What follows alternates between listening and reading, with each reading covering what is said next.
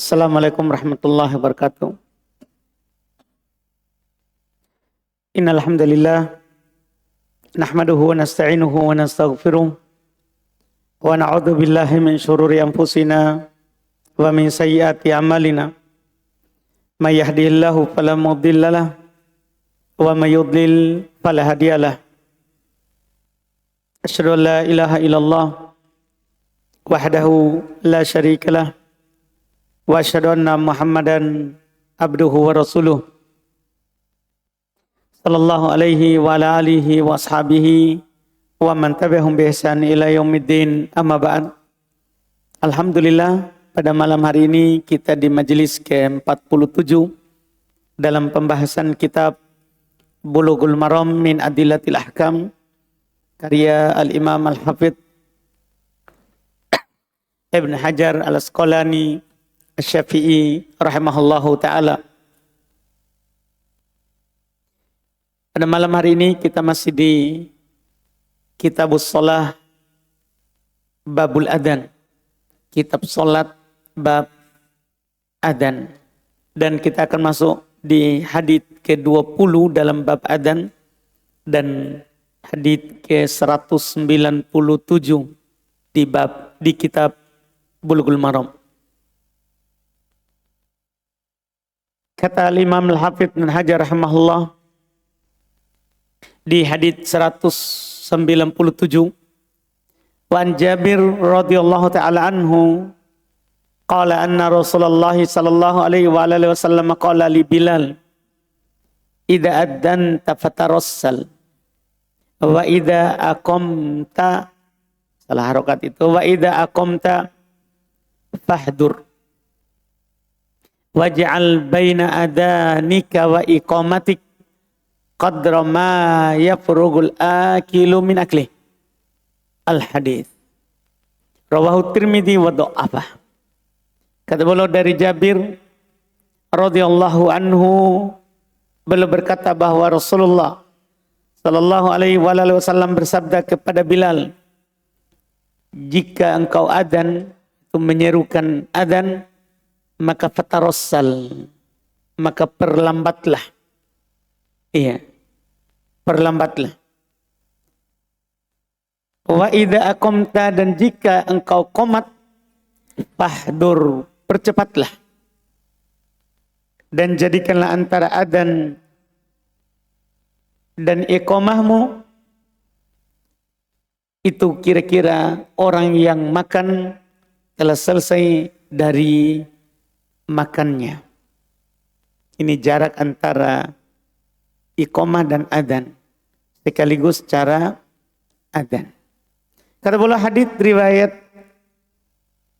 diriwayatkan dan dianggap lemah oleh Al-Imam At-Tirmidzi rahimahullahu ta'ala. Sumber hadits ini diriwayatkan oleh Imam At-Tirmidzi dalam Sunan At-Tirmidzi nomor 193. Derajatnya dhaif jiddan. Para ulama menyebutkan hadits ini adalah hadits yang dhaif jiddan, lemah sekali. Iya. Dalam sanadnya terdapat 2 rawi dhaif. Jadi ini sebabnya.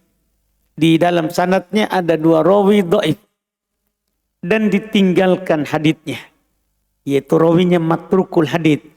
Kalau ulama hadits mengatakan ini maudhu', palsu. Ini bisa dimasukkan hadits, mereka katakan hadits palsu.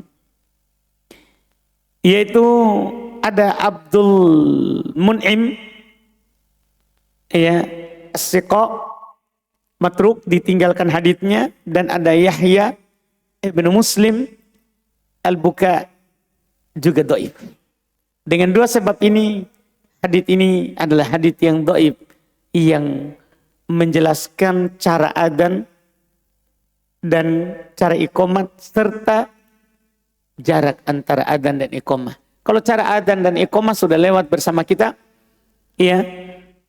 Masalah adzan dipanjangkan dan qomat dipanjangkan, itu tentunya yang lewat juga di cara Bilal adzan. Di sini yang mau beliau singgung adalah adanya jedah setiap adzan dan iqamah. Makanya fikih hadits ini hadits dhaif. Cuma para ulama membahas dua masalah dalam hadits ini. Yaitu yang pertama, sepakat ahli fikih bahwa adzan itu ditunaikan dengan suara yang dipanjangkan. Hadits dhaif tapi berdalil dengan ijma. Karena kita dalam pembahasan dalil ada 4 dalil yang disepakati. Boleh kita pakai berdalil. Quran, sunnah, hadits, ijma, kias. Ini 4 dalil yang disepakati. Kita boleh berdalil dengannya. Al-Quran, hadits Nabi, kesepakatan para ulama, dan kias. Para ulama ahli fikih bersepakat bahwa adzan itu dipanjangkan ketika ditunaikan. Sementara qomat dengan suara yang dipendekkan. Seperti yang kita dengar muadzin sekarang. Bahwa kalau adzan dipanjangkan, iqamah dipendekkan. Iqamah dipendekkan. Fikih kedua, dianjurkan untuk memisahkan dan memberikan jarak antara adzan dan iqamah dengan kadar waktu berkumpulnya jamaah. Kadar waktu berkumpulnya jamaah. Saya katakan ini bukan hadits tadi. Hadits tadi cuma isyarat pembahasan. Kita tidak pakai hadits tadi. Kita pakai hadits lebih sahih Bukhari Muslim, cuma penulis tidak sebutkan. Yaitu Nabi SAW apabila melihat para sahabat sudah berkumpul, maka beliau qomat. Beliau perintahkan Bilal untuk qomat. Tapi kalau belum melihat bahwa para jamaah sahabat belum berkumpul, maka beliau akhirkan. Ini yang makanya saya katakan dianjurkan memisahkan, memberikan jarak antara adzan dan iqamah dengan kadar waktu berkumpulnya jemaah. Kecuali sholat maghrib, karena sempit waktunya, maka boleh langsung qomat atau berjarak kira-kira bisa melaksanakan sholat sunat 2 rakaat. Jadi boleh sholat maghrib langsung qomat, atau dikasih jarak kadarnya adalah untuk melaksanakan sholat sunnah 2 rakaat. Karena dalam hadits Bukhari Muslim ini juga yang menjadi isyaratnya. Jadi kita intinya tidak berdalil dengan hadits tadi. Dalam hadits Bukhari Muslim, Nabi SAW bersabda, "Sallu qoblal maghrib, sallu qoblal maghrib, sallu qoblal maghrib liman sya'a." Salatlah setelah adzan sebelum salat maghrib. Salatlah sebelum salat maghrib. Salatlah sebelum salat maghrib 3 kali bagi yang mau. Jadi ada salat sunnah antara adzan dan iqamah di salat maghrib. Sebagaimana ada sunnah juga seluruh antara adzan dan iqamah untuk salat 2 rakaat. Untuk salat 2 rakaat. Karena Nabi SAW bersabda, "Baina kulli adanain salat." Di antara setiap adzan dan iqamah salat sunnah. Di antara setiap adzan dan iqamah salat sunnah. Maka dari sinilah paling pendek jaraknya antara adzan dan iqamah adalah 2 rakaat salat. Paling pendeknya 2 rakaat melaksanakan salat sunnah. Ini yang beliau isyaratkan dengan hadis yang ada di hadapan kita. Kita lihat lagi hadis berikutnya. Ya, 198. Kata beliau rahimahullah, walahu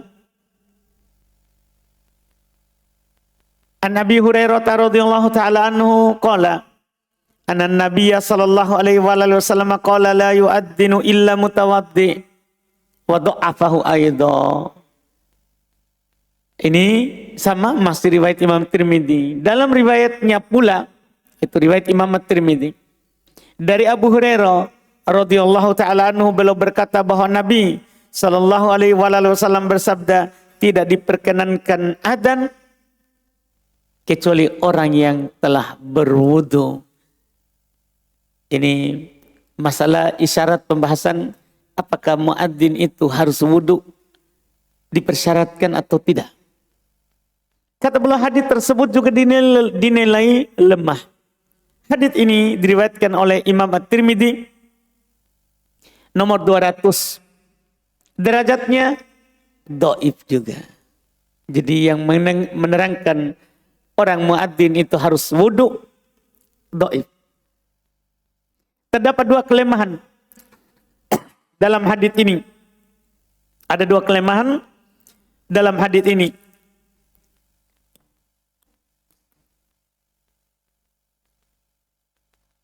Pertama, sanadnya terputus karena Al-Imam Az-Zuhri tidak mendengar dari Abu Hurairah. Dia riwayatkan langsung dari Abu Hurairah, sementara beliau adalah tabi'in, bukan tabi'in. Berarti ada keterputusan. Walaupun Imam Az-Zuhri adalah rawi yang terpercaya, imam ahli hadis, tapi ketika dia meriwayatkan dengan sanad yang terputus, ditolak juga hadisnya. Ditolak juga hadisnya. Iya, walaupun beliau adalah imam al-muhadditsin, imamnya ahli hadis. Imamnya ahli hadis. Sehingga ini hadis dhaif karena itu. Sebab kedua, terdapat rawi yang bernama Muawiyah ibn Yahya As-Sadafi juga dhaif. Dengan dua sebab ini, maka hadis yang menerangkan tadi tidak boleh wudu, tidak boleh adzan kecuali yang berwudu, dhaif.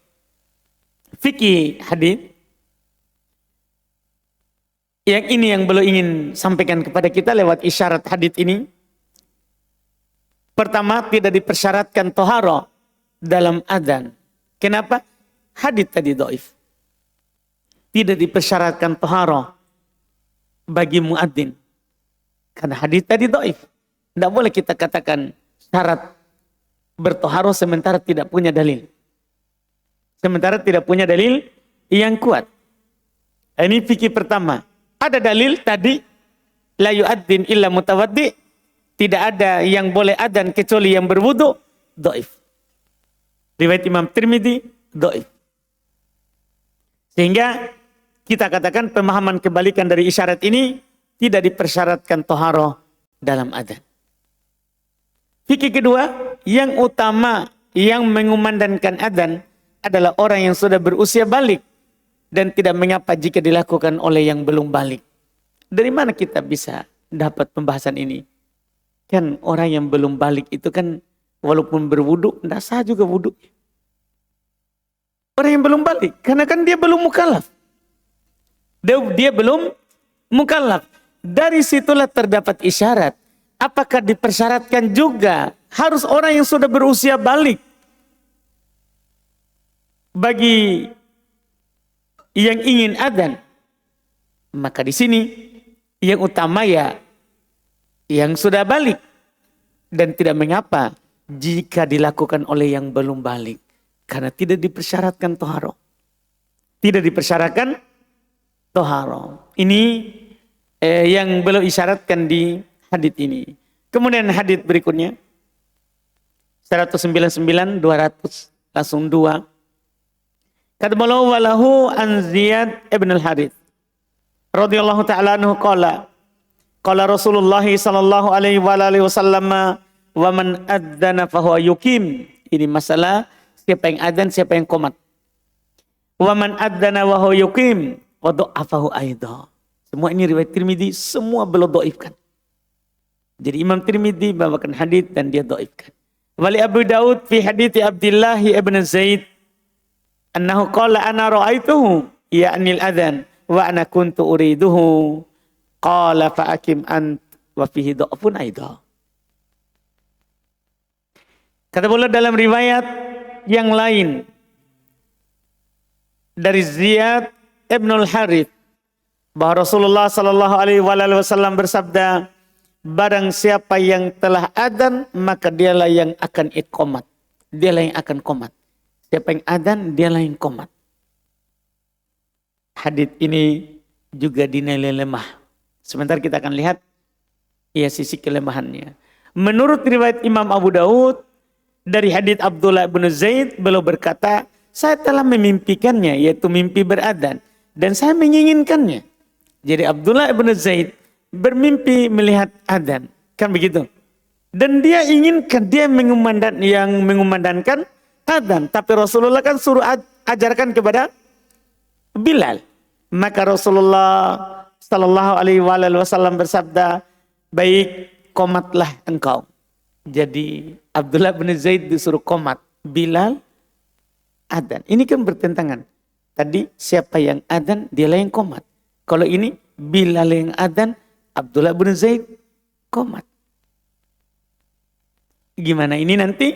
Lihat, hadits ini juga lemah. Iya. Sumber hadits Ziyad ibn al-Harith itu diriwayatkan oleh Imam Ahmad, juga sebenarnya Abu Daud at-Tirmidzi. Kalau Imam Ahmad di jilid 4 169, di Abu Daud 514, at-Tirmidzi 199. Kemudian hadits Abdullah bin Zaid diriwayatkan oleh Imam Abu Daud saja di nomor 512. Derajat hadits dhaif. Sebagaimana diterangkan tadi oleh Al-Hafidz Ibnu Hajar. Hadits Ziyad ibn al-Harith dhaif. Di dalam sanadnya terdapat rawi yang bernama Abdurrahman ibn Ziyad ibn An'am. Padanya terdapat kelemahan. Hadits Abdullah ibn Zaid dhaif. Dalam sanadnya terdapat rawi yang bernama Muhammad ibn Amr al-Waqifi. Padanya juga terdapat kelemahan. Jadi dua hadits ini yang mengatakan yang adzan itulah yang qomat, yang mengatakan Bilal adzan, Abdullah bin Zaid qomat, dua-duanya dhaif. Dengan alasan yang saya sampaikan. Biografi Ziyad, karena nama sahabat ini baru lewat sama kita malam hari ini. Nama beliau adalah Ziyad ibn al-Harith As-Sudai. Beliau datang membaiat Nabi sallallahu alaihi wasallam dan adzan di sisi Nabi sallallahu alaihi wasallam. Karena Nabi takjub dengan suaranya, maka juga beliau disuruh juga menjadi muadzin. Iya, beradzan di sisi Nabi. Fikih hadits, ahli fikih bersepakat bahwa yang melakukan qomat boleh muadzin dan selain muadzin. Kenapa bersepakat? Karena hadits yang mengatakan yang adzan dialah yang qomat, atau hadits yang mengatakan Bilal yang adzan, Abdullah bin Zaid yang qomat, ini tidak sah. Itu tidak sah. Seandainya hadits pertama sah, maka sudah. Yang adzan itulah yang qomat. Tapi kan dhaif. Makanya ahli fikih bersepakat bahwa yang melakukan qomat boleh muadzin yang mengumandangkan adzan dan boleh selain muadzin. Dan yang utama adalah yang adzan, dialah yang iqamah. Ini kalau kita berbicara yang adzan, yang utama. Supaya tidak sembarang orang yang melakukan qomat. Tidak sembarang orang yang melakukan qomat. Walaupun nanti ya sebenarnya boleh sembarang, boleh juga selain muadzin atas perintah imam. Atas perintah imam. Karena sebentar akan kita baca hadits yang punya hak untuk adzan muadzin, yang punya hak untuk qomat imam. Jadi muadzin tidak punya hak untuk qomat. Tidak punya hak untuk iqamah. Nah, sekarang kita baca hadits berikutnya. 201. Kata beliau, wa an Abi Hurairah radhiyallahu ta'ala anhu qala Rasulullah sallallahu alaihi wa ala alihi wasallama al-muadzinu amlaku bil adzan wal imamu amlaku bil iqamah. Rawahu Ibnu Adi wa dha'afah walil Baihaqi nahwuhu an Ali min qawlihi. Kata beliau dari Abu Hurairah radhiyallahu anhu, beliau berkata bahwa Rasulullah sallallahu alaihi wasallam bersabda, muadzin itu lebih berhak untuk adzan dan imam itu lebih berhak untuk qomat. Muadzin dialah yang punya hak untuk adzan.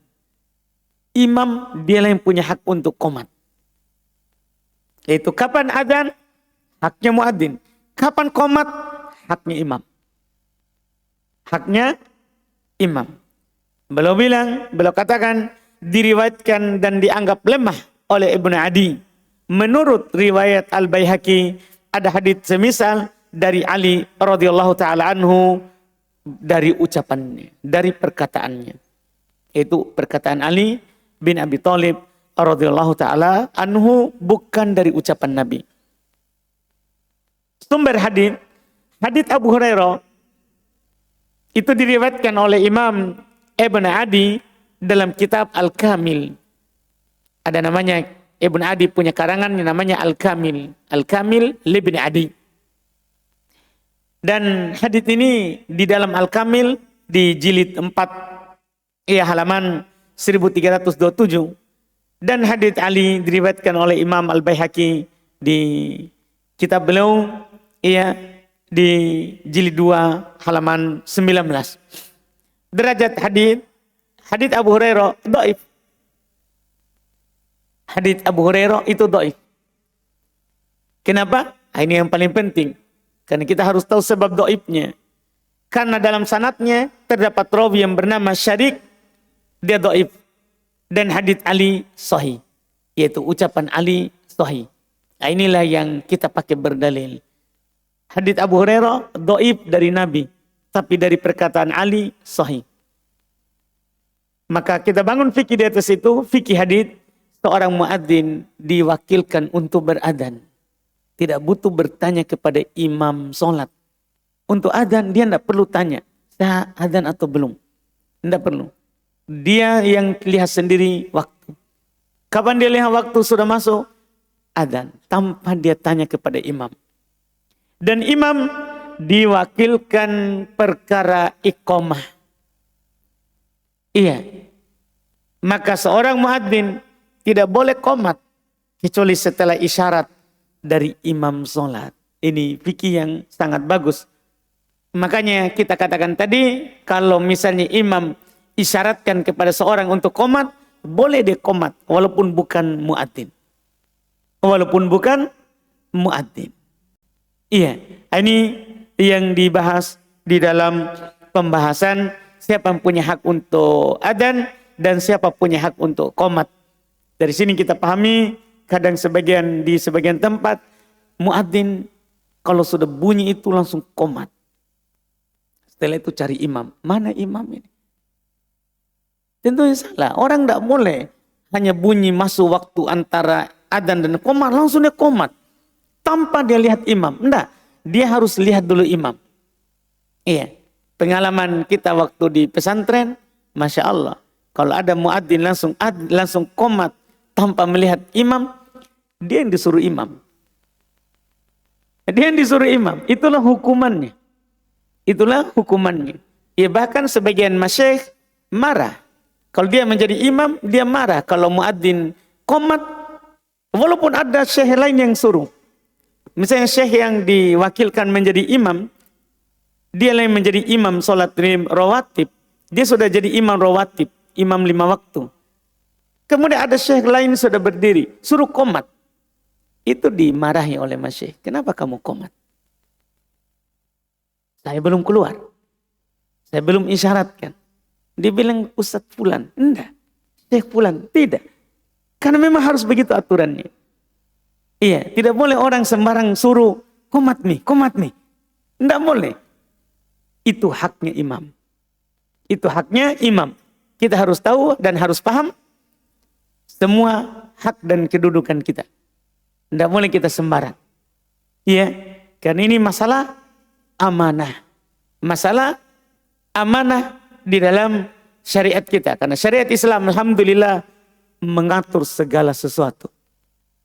Masalah pegang kelamin saat buang air diatur dengan tangan apa.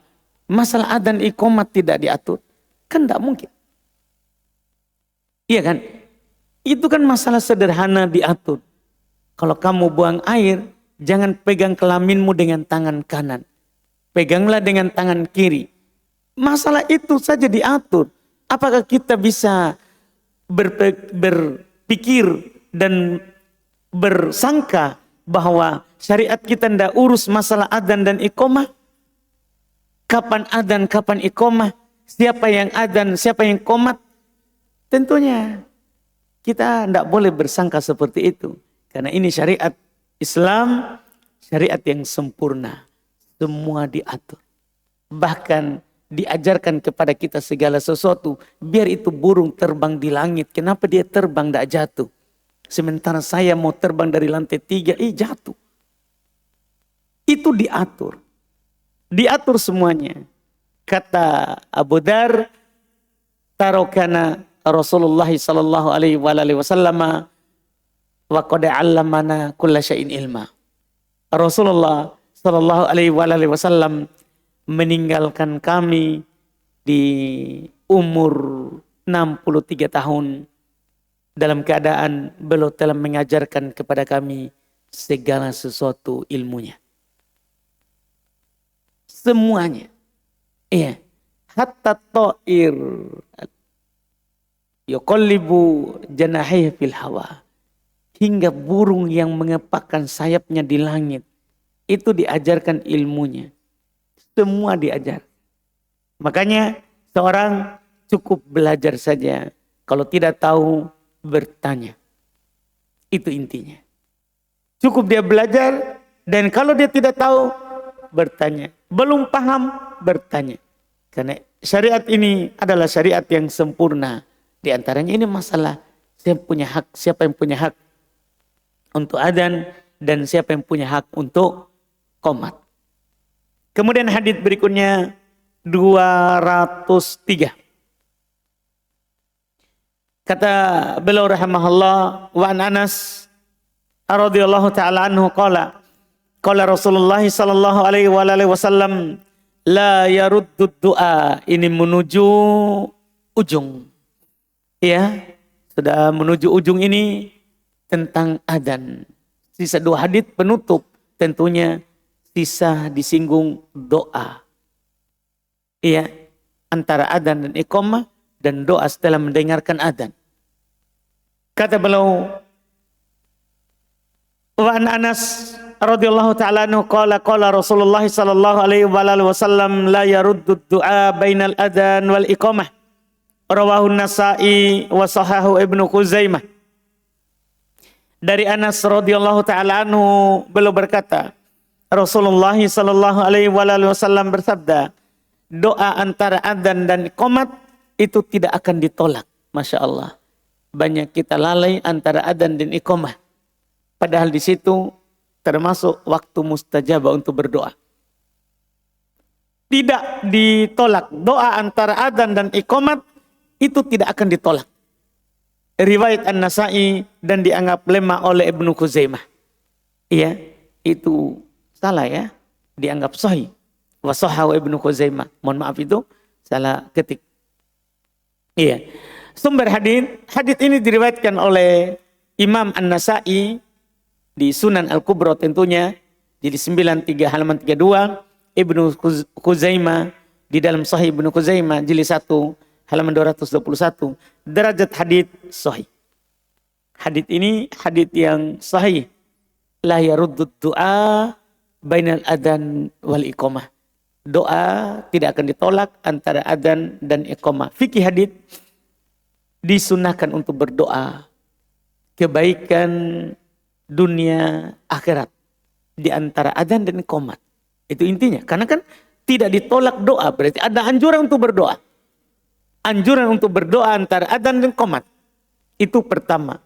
Dan waktu itu termasuk waktu mustajabah. Antara adzan dan iqamah termasuk waktu mustajabah. Iya. Apalagi orang yang antara adzan dan iqamahnya pendek. Itu kan kesempatan juga berharga. Setan pada lari keluar. Menjauh. Kan kalau muadzin adzan, setan lari sambil kentut. Maka hati kita di situ tidak lalai. Setan-setan pada lari semuanya. Iya. Kemudian qomat, setan lari lagi. Jadi setan sudah lari, antara adzan dan iqamat doa. Hati juga lagi menghadap kepada Allah yang selalu membisikkan keburukan, ia memberikan rasa takut, khawatir, itu lari dari kita. Disitulah waktu kita berdoa kepada Allah, meminta kebaikan dunia dan kebaikan akhirat.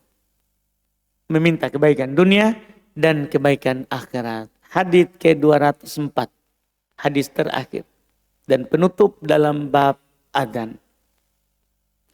Kata beliau, wa an Jabir radhiyallahu taala anhu qala anna Rasulullah sallallahu alaihi wasallam qala man qala hina yasma'un nida Allahumma rabb hadhihi ad-da'wati tammah was salatil qa'imah ati Muhammadanil wasilata wal fadilah wa ba'athu maqaman mahmudanil ladzi wa'adta. Sampai situ ya. Doanya halat lahu syafaati yaumal qiyamah. Akhrajahul arba'ah. Kata beliau dari Jabir radhiyallahu taala anhu, beliau berkata bahwa Rasulullah sallallahu alaihi wasallam bersabda, barang siapa yang ketika mendengar adzan dia berdoa, Allahumma rabb hadhihi da'wati tammah wassalatil qa'imah ati Muhammadanil wasilata wal fadilah wa ba'athu maqaman mahmudanil ladzi wa'adtah. Ya Allah, iya, di situ dua ya, ya Allah Tuhan, iya. Allahumma Robba itu kenapa datang kata Tuhan? Karena makna Rob. Iya. Ya Allah Tuhan panggilan, itu penyandaran ini menunjukkan mulianya itu adzan, disandarkan kepada Allah. Iya. Ya Allah Rob, pemilik panggilan yang sempurna. Karena panggilan ibadah yang paling sempurna sepanjang sejarah syariat manusia, syariatnya kita, panggilan adzan. Panggilan adzan, di dalamnya terdapat dzikir. Iya, karena orang sebelum kita misalnya dua ahli kitab, mereka tidak pakai adzan. Ya, mereka tidak pakai adzan. Orang Yahudi, iya, mereka lonceng. Iya, orang Nasoro trompet yang dia tiup. Kita panggilan terbaik, panggilan sempurna. Terdapat di dalamnya lafaz-lafaz dzikir kepada Allah. Iya, dan dua kalimat syahadat. Maka ini adalah panggilan yang sempurna. Salat yang ditegakkan, berilah Muhammad wasilah dan keutamaan. Dan bangkitkanlah beliau dalam tempat yang terpuji, seperti yang engkau telah janjikan. Maka dia akan memperoleh syafaat dariku pada hari kiamat. Ini doa setelah adzan sekaligus keutamaannya. Iya.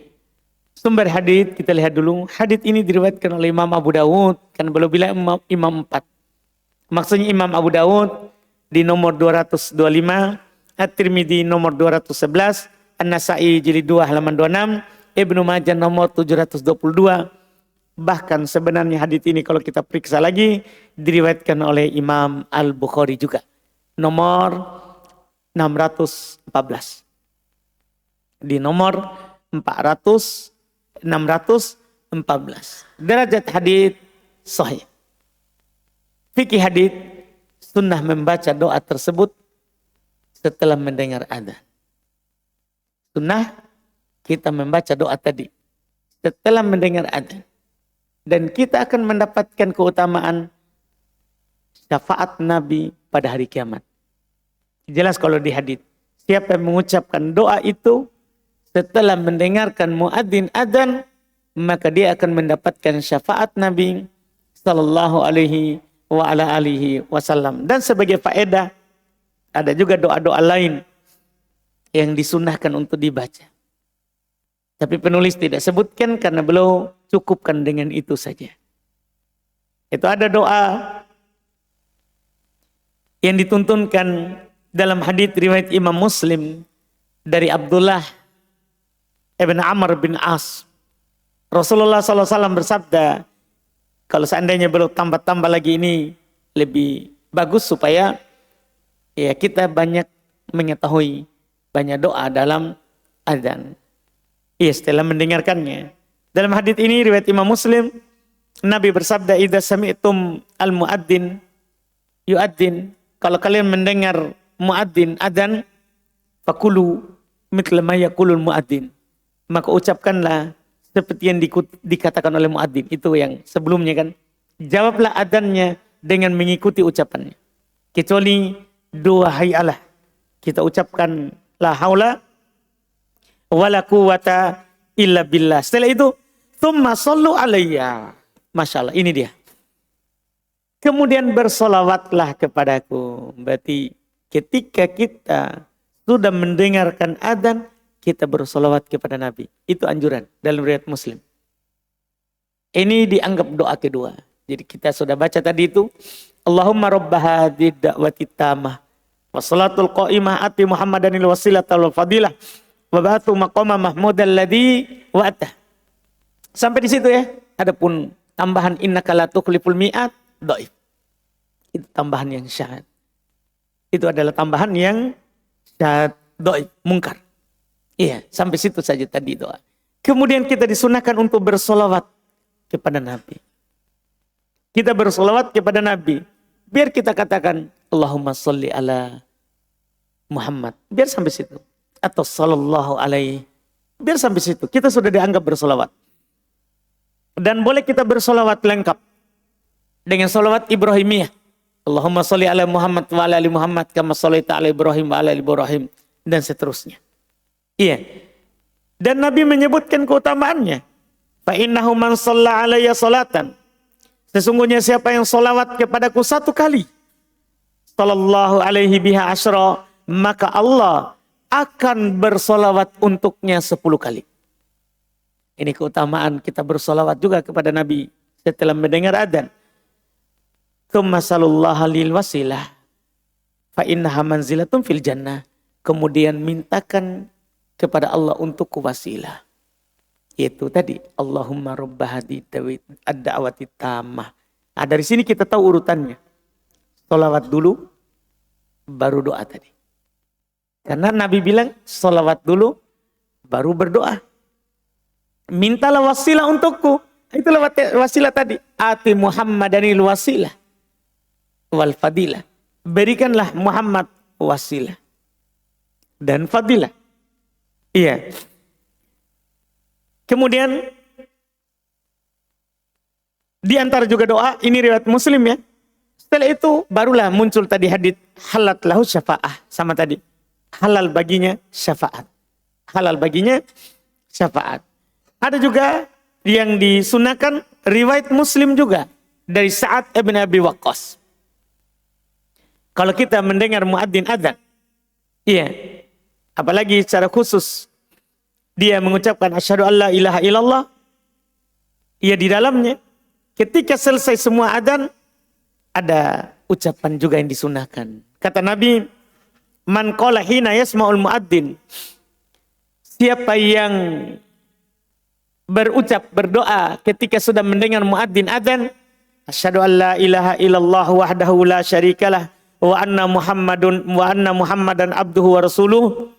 Raditu billahi rabban wa bil islami dina wa bi Muhammadin rasula. Ghufira lahu dambu. Ini harus diperhatikan. Ini keutamaan besar. Kalau tadi kan halal syafaat yang kita akan dapatkan di hari kiamat. Tapi ini kalau kita sudah mendengar adzan, kita bilang juga asyhadu an la ilaha illallah wahdahu la syarikalah wa asyhadu anna Muhammadan abduhu wa rasuluh. Raditu billahi rabban wabil islami dina wabi Muhammadin rasulah. Iya, wabi Muhammadin rasulah. Siapa yang mengucapkan ini, ghufira lahu dambu, diampuni dosanya. Ini punya keutamaan lain. Dan ini boleh juga diucapkan setelah 2 syahadat. Tanpa menunggu selesai. Jadi setelah 2 kalimat syahadat, boleh kita ucapkan ini. Asyhadu an la ilaha illallah wahdahu la syarikalah wa anna Muhammadan abduhu wa rasuluh. Raditu billahi rabban wa bil islami dina wa bi Muhammadin rasulah. Di sebagian juga riwayat, raditu billahi rabban wa bi Muhammadin rasulah wa bil islami dina. Ya, wa bil islami dina. Diakhirkan. Ghufirallahu dzambuh, diampuni dosanya. Diampuni dosanya. Ini doa-doa yang dianjurkan setelah adzan. Setelah itu kita berdoalah tadi antara adzan dan iqamah. Doa antara adzan dan iqamah yang disebutkan dalam hadis sebelumnya. Selesai alhamdulillah ya bab al-adzan, alhamdulillah. Semoga bermanfaat. Setelahnya adalah bab lain lagi dan ini kita ambil nanti setelah Ramadan insyaallah. Jadi ini majelis terakhir kita di dalam pembahasan kitab Bulughul Maram ini sebelum Ramadan. Iya, ini kita cukupkan sampai di sini dulu majelis Bulughul Maram. Insyaallah pertemuan ke-48 dan selanjutnya kita akan kembali lagi nanti setelah Ramadan insyaallah taala. Kita adzan dulu baru kita melihat jika ada pertanyaan.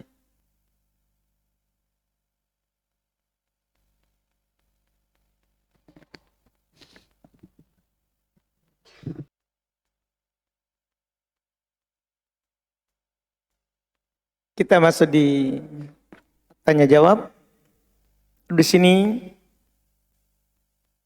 ada pertanyaan, apa hukum menjual kaligrafi dan bingkai foto? Kalau itu bingkai foto makhluk, tidak boleh. Karena itu akan menjadi wasilah untuk pajang foto makhluk. Iya, adapun kaligrafi, kalau itu kaligrafi yang diinginkan adalah ayat-ayat Al-Quran, tidak boleh juga. Ayat Al-Quran itu diturunkan untuk ditadabburi, bukan untuk dipajang. Iya, itu adalah bentuk peninggalan terhadap Al-Quran. Orang yang memajang Al-Quran meninggalkan Quran karena dia hanya keindahan saja, tidak membacanya. Quran itu Allah turunkan sebagai petunjuk manusia untuk ditadabburi, untuk dibaca, ditadabburi maknanya, diamalkan kandungannya. Diamalkan kandungannya, bukan untuk dipajang jadi jimat. Jadi jimat. Apalagi kadang kaligrafi itu tidak bisa dibaca. Orang saat Yasin, satu papan. Yang bisa dibaca itu yang ditengah. Yasin. Yang lainnya tidak ada yang bisa baca. Kecil, tidak ditahu apa ditulis. Iya, itu tidak dibolehkan. Iya, Quran itu sifat Allah harus dimuliakan. Harus dimuliakan. Wallahu a'lam.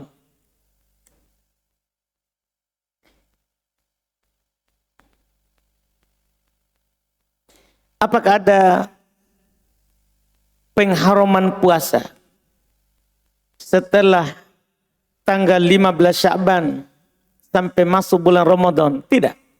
Tidak ada pengharaman puasa. Kita cuman dilarang menyambut Ramadan dengan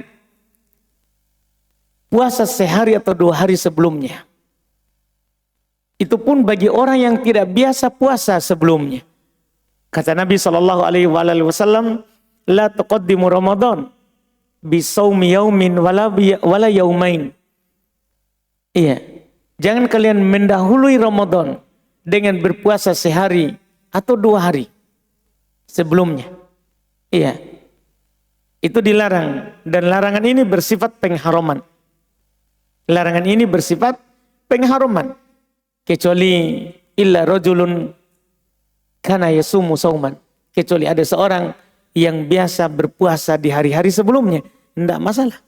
Dia tetap lanjut puasanya. Adapun sengaja menyambut Ramadan dengan berpuasa sehari atau 2 hari sebelumnya, maka ini diharamkan. Ini diharamkan. Wallahu a'lam.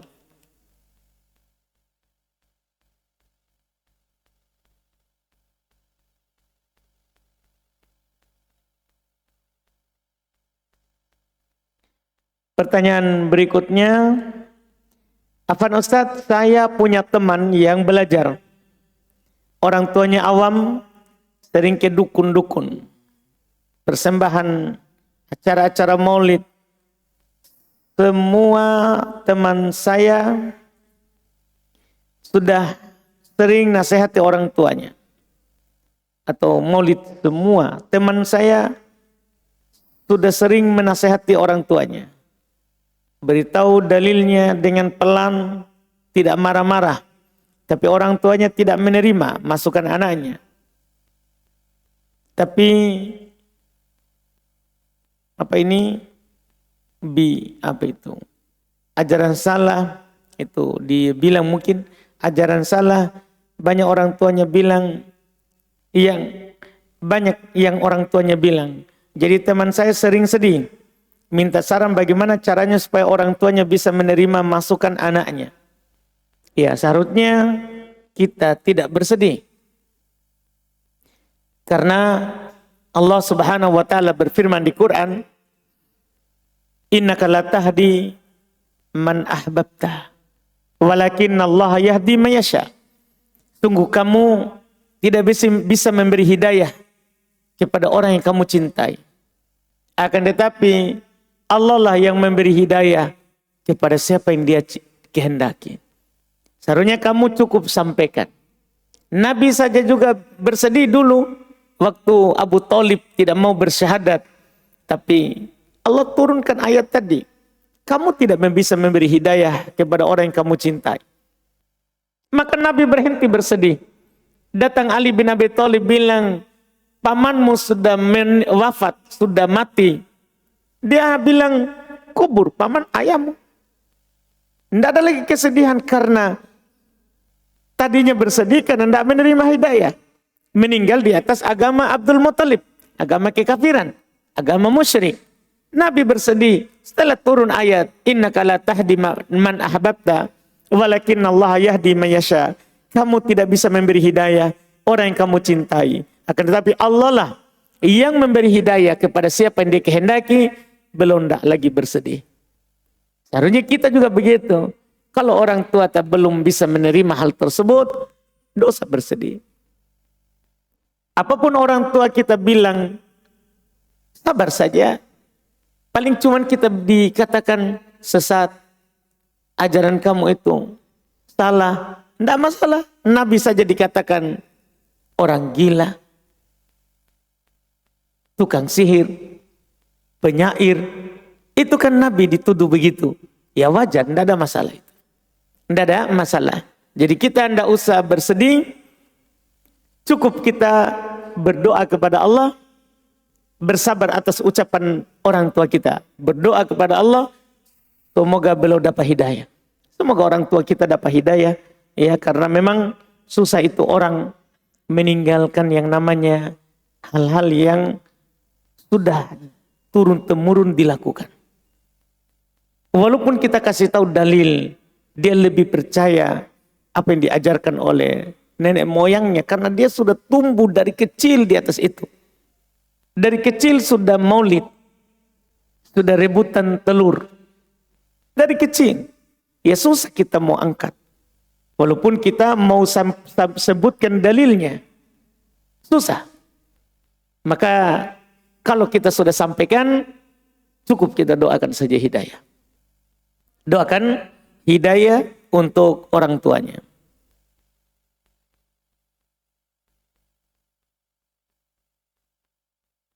Sama dengan ini pertanyaannya, bagaimana cara memberi masukan untuk orang tua yang tidak mau menerima masukan walaupun sudah pakai dalil? Hidayah. Doakan hidayah saja untuknya.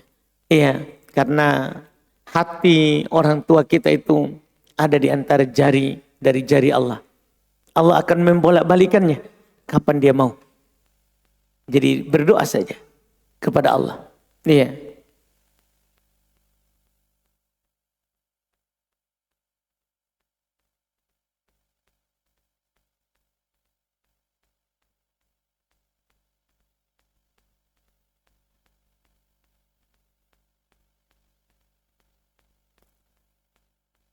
Masih bolehkah mengganti lafaz adzan ketika ketinggalan karena tadi kita dalam toilet, iya. Ini kan di lafaz adzan ini apakah disyariatkan qada atau tidak? Iya. Kalau kita melihat hadis yang kita sudah baca, faqulu mithl ma yaqulul muadzin. Ucapkanlah seperti yang diucapkan oleh muadzin, yaitu pada saat dia ucapkan. Adapun sudah lewat, tidak diqada. Itu dhahir hadis. Itu adalah dhahir hadis, wallahu alam.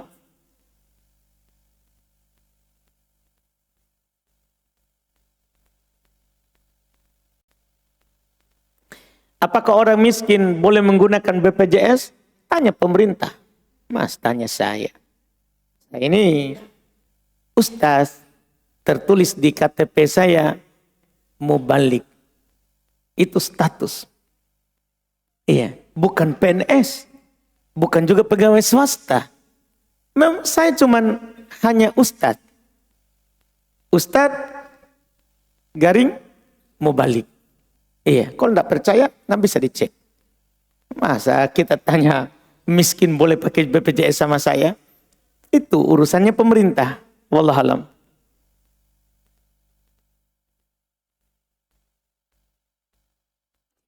Apakah boleh menjual barang-barang yayasan dengan alasan barang tersebut sudah tidak dimanfaatkan dengan tujuan agar bisa beli barang yang lain untuk keperluan yayasan, untuk pondok, barakallahu fikum. Ketika barang yayasan itu adalah wakaf dari kaum muslimin, asalnya tidak boleh kita jual. Karena wakaf tidak boleh dijual. Kecuali ingin memindahkan wakafnya. Dari wakaf, misalnya ada orang bangun masjid di lorong sempit. Kemudian masjid itu ternyata banyak uangnya yang masuk. Maka boleh uangnya itu kita pakai di tanah yang lebih luas. Kemudian nanti ini tanah masjid ini dijual dan dipindahkan wakafnya di tanah yang lebih luas. Dibolehkan untuk memindahkannya. Jadi boleh memindahkan wakaf. Memindahkan wakaf. Apakah dengan menjualnya dulu atau melakukan tukar tambah atau semisalnya, dibolehkan. Supaya wakafnya orang berjalan. Wallahu a'lam.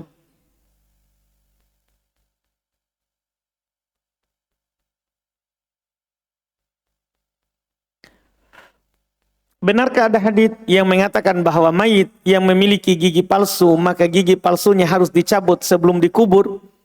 Bagaimana dengan logam penyangga tulang yang patah? Apakah harus dicabut juga? Tidak. Tidak dicabut itu logam, tidak dicabut itu gigi palsu. Kecuali dia gigi palsunya emas, perak. Dicabut, karena kalau tidak dicabut nanti ada nabash, pencuri harta mayat. Daripada dia yang dicabut, nanti pencuri yang mencabutnya dan itu akan menyakiti mayat, maka lebih baik kita yang mencabutnya dengan lembut tentunya.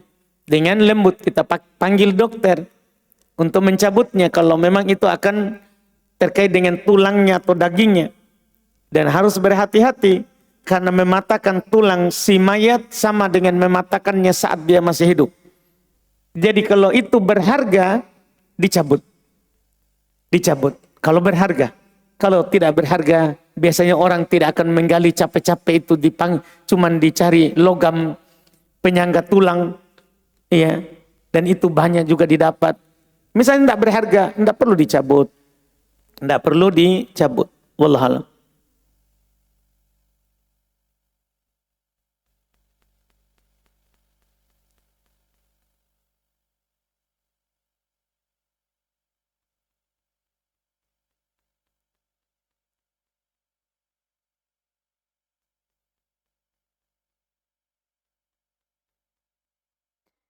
Saya mau puasa Ayyamul Bid di bulan Sya'ban, tapi tanggal 13, 14, 15 telah lewat. Apakah masih bisa melaksanakannya, Ustaz? Ya gimana caranya? Sudah lewat mau. Ini sunnah yang ada waktunya. Kalau sudah lewat ya sudah. Kalau sudah lewat maka tidak boleh kita lakukan.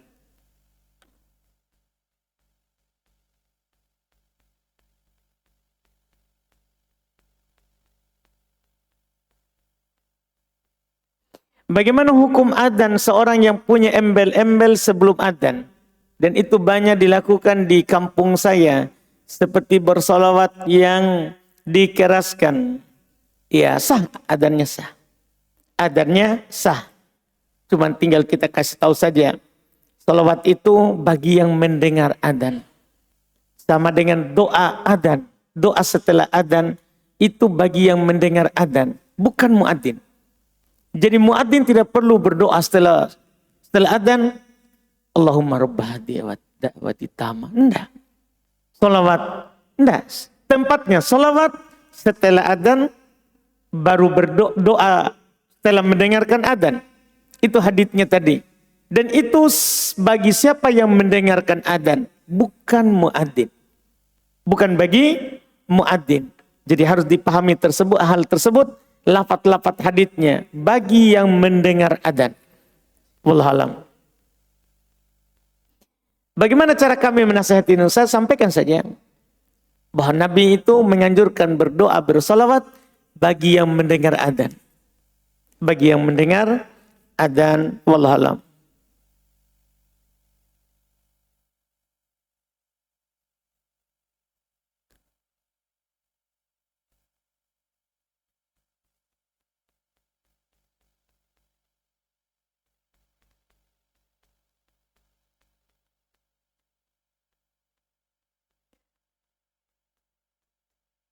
Organisasi apa ini? Di organisasi profesi dikeluarkan surat edaran tentang larangan untuk sunat pada perempuan. Organisasi apa itu? Siapa yang punya pertanyaan ini? Siapa punya itu organisasi? Yang angkat tangan, saya kasih hadiah. Kayak berharga ini. Maksudnya organisasi apa ini?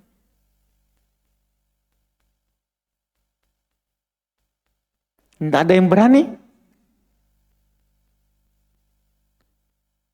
Jadi di sini di organisasi profesi dikeluarkan surat edaran tentang larangan untuk sunat pada perempuan. Namun setahu saya sunat disunahkan bagi perempuan. Bagaimana sikap saya? Atau apa yang harus saya lakukan jika ada yang mau sunat anak perempuan di lain sisi disunahkan, di sisi lain dilarang di organisasi saya. Oh, organisasinya sini. Mungkin itu. Oh, ya ada di sini. Dalam kurung. Setelahnya. Ikatan Bidan Indonesia. Iya. Ya, kita taat kepada Allah. Taat kepada Rasul. Rasul mensunahkan, ya kita sunahkan. Tapi kalau itu membahayakan, membuat kita dicabut dari kebidanan, itu namanya doror. Maka tidak apa-apa kita tinggalkan. Karena hukumnya juga sunnah. Hukumnya sunnah. Iya, jika memudorotkan. Jika memudorotkan.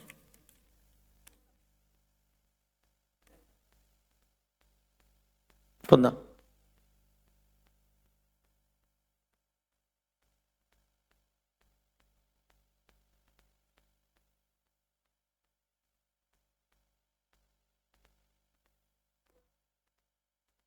Habis nafas, pingsan. Pingsan. Mati.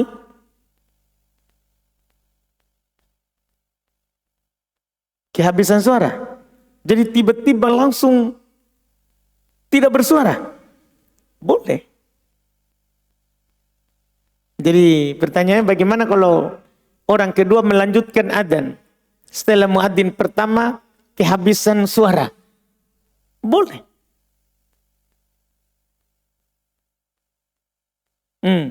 Langsung dia habis. Boleh lanjut. Boleh. Ada yang melanjutkan adzan. Ada begitu ya? Masya Allah. Kejadian langka itu.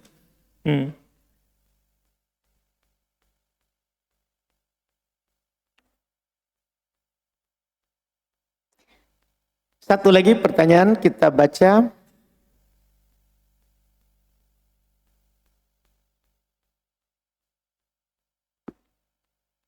Afan Ustadz izin bertanya, saya mengontrakan kamar kos kepada seorang non-muslim. Apakah jika orang itu beribadah di rumah saya mendapatkan dosa? Tidak. Ya kan kita kontrakan rumah kontrak, rumah tinggal.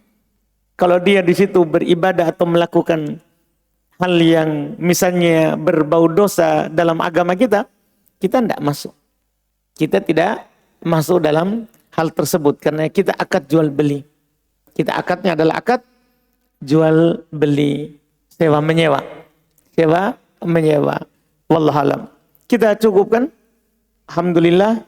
Dan dengan ini berarti sudah tidak ada lagi majelis ya sampai Ramadan tentang kitab Bulughul Maram. Subhanaka wa bihamdik asyhadu an la ilaha illa anta astaghfiruka wa atubu ilaik. Assalamualaikum warahmatullahi wabarakatuh.